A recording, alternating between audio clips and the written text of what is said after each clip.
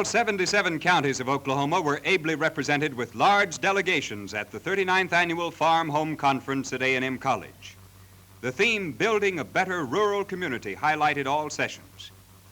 Outstanding national speakers, practical information, and the most modern demonstrations and exhibits on the farm home, better rural living, farm organizations, and community development made the conference outstanding. Chartered passenger and school buses, along with cattle trucks, provided transportation to the campus. Shawnee Brown, Director of Extension, greets a group of GI farmers conference-bound. Hundreds of outstanding farm women registered for the conference at A&M Auditorium. They were assigned comfortable living accommodations at Willard Hall and other college dormitories. Meals were available at the college cafeteria and college dining halls. Oklahoma State Department of Health presented its large mobile X-ray unit with technicians in charge of the Tuberculosis Control Division. Lung X-rays were made without charge, and the final reports mailed to the home address for the majority of those attending the conference. A&M Auditorium was filled to near capacity at the first general session.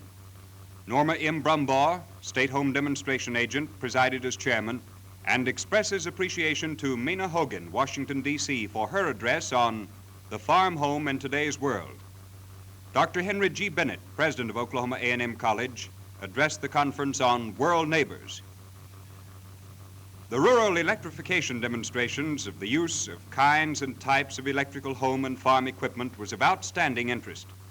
Farm women generally were greatly interested in the modern post-war electric kitchens and latest electrical labor-saving appliances. Rural women's hobbies covered many fields of clever and talented endeavor. These hats are made from the feathers of the turkey, chicken, guinea, and duck. Straw braided hats in various shapes and designs attracted much attention. Clothing and textiles in the latest designs and patterns, along with fiberglass, plastics, and other water-resistant materials for use in farm home kitchens and bathrooms, had considerable appeal for the women. A circulating library for rural areas, sponsored by the State Library Commission, receives much attention.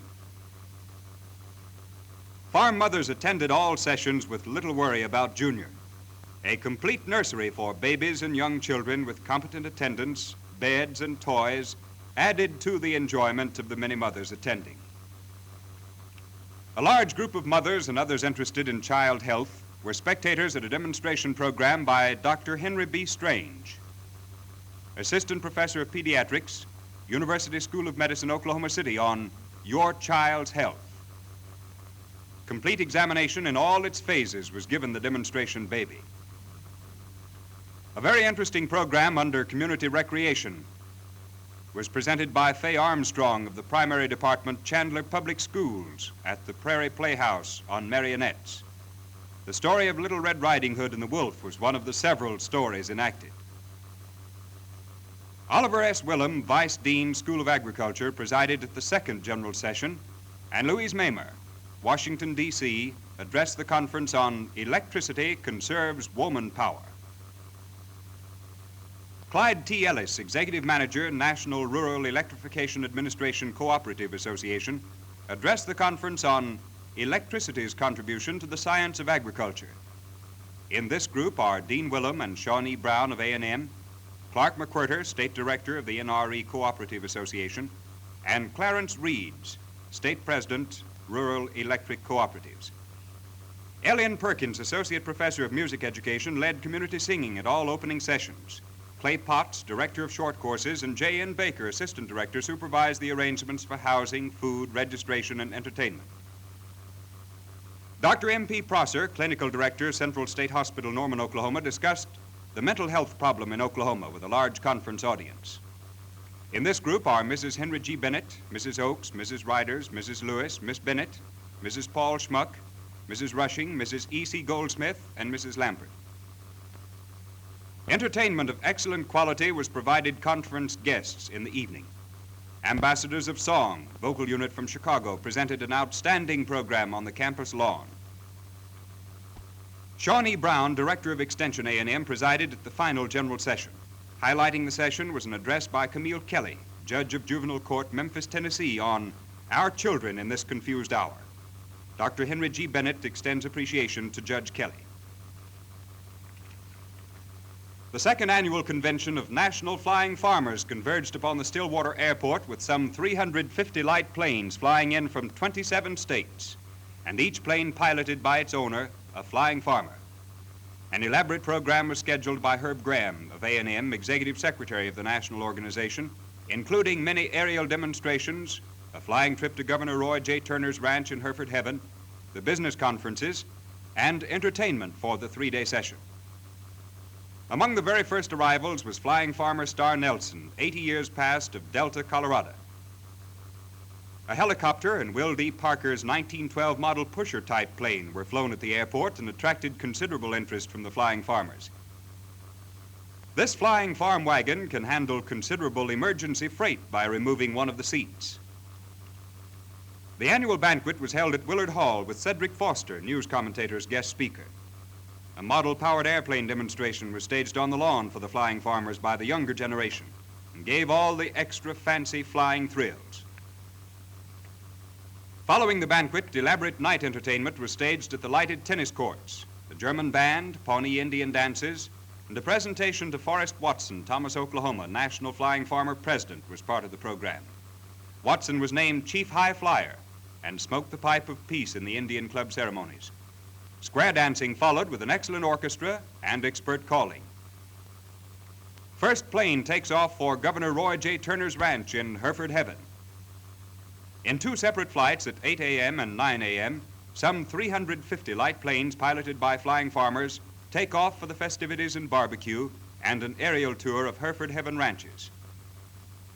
The Sulphur Chamber of Commerce sent greetings to the flying farmers with an old-time model of the first flying farmer. Clay Potts and his assistant of A&M checking the pit barbecue for the final touch.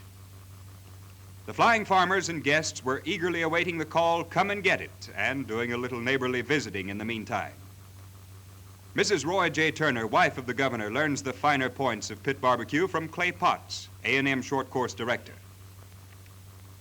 Over 600 flying farmers, families, and guests were served a tasty barbecue, and seconds were there for the asking as well. Music and other entertainment was presented during the barbecue and speaking.